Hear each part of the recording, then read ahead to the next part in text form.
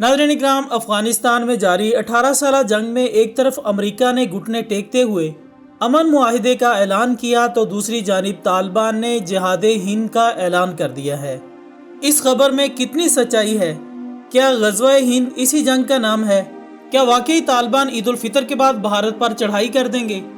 America और तालिबान के बिगड़ते हालात खित्ते में किस किस्म की नई आग भड़काने जा रहे हैं, ये सब कुछ हम आपको बताएंगे आज की इस वीडियो में, लिहाजा वीडियो को तसलसल के साथ आखिर तक देखिएगा।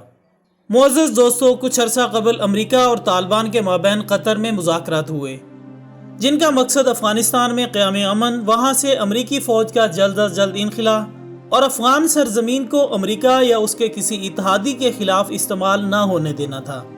लेकिन इन मुज़ाकरात में अमेरिका ने अफ़गान हुकूमत के बजाय हकीकी सूरत हाल के मुताबिक अपने असल मद्दे मुकाबिल तालिबान को कलीदी अहमियत दी और तालिबान के मुतालबात को पूरा करने के लिए अफ़गान हुकूमत पर दबाव डाला।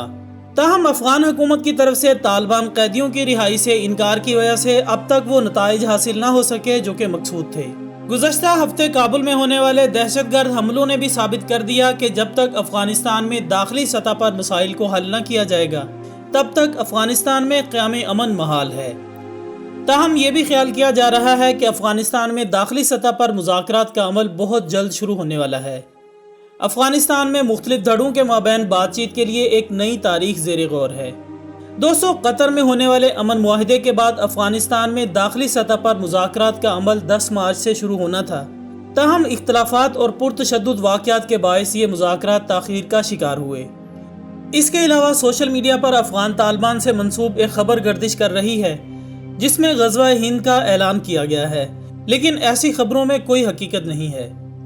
सोशल मीडिया पर ऐलान बराए ग़ज़वा हिंद के नाम से गर्दिश करने वाली खबर को अमारात इस्लामिया अफ़गानिस्तान यानी तालिबान से मंसूब किया गया है।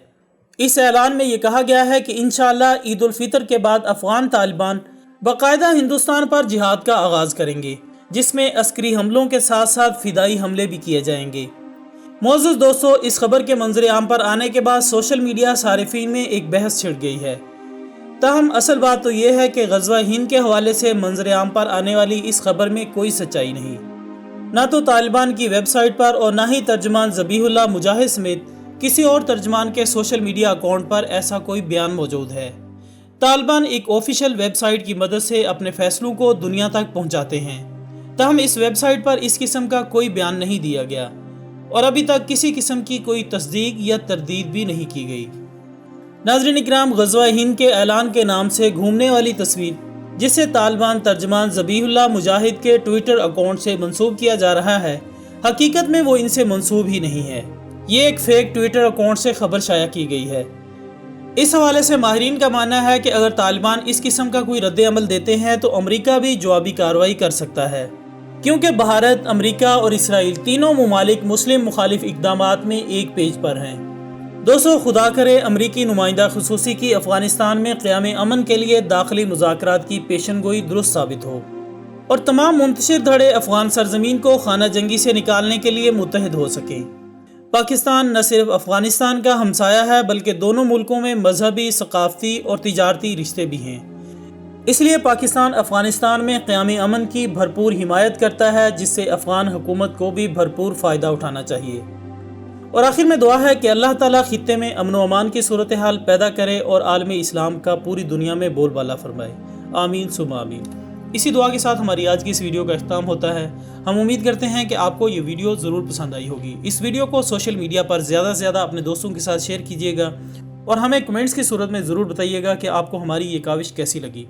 हमारी अगली वीडियो आने तक अपना दोस्तों, रिश्तेदारों और गिरदोनवाह के तमाम लोगों का बहुत ख्याल रखिएगा। अल्लाह हाफिज़।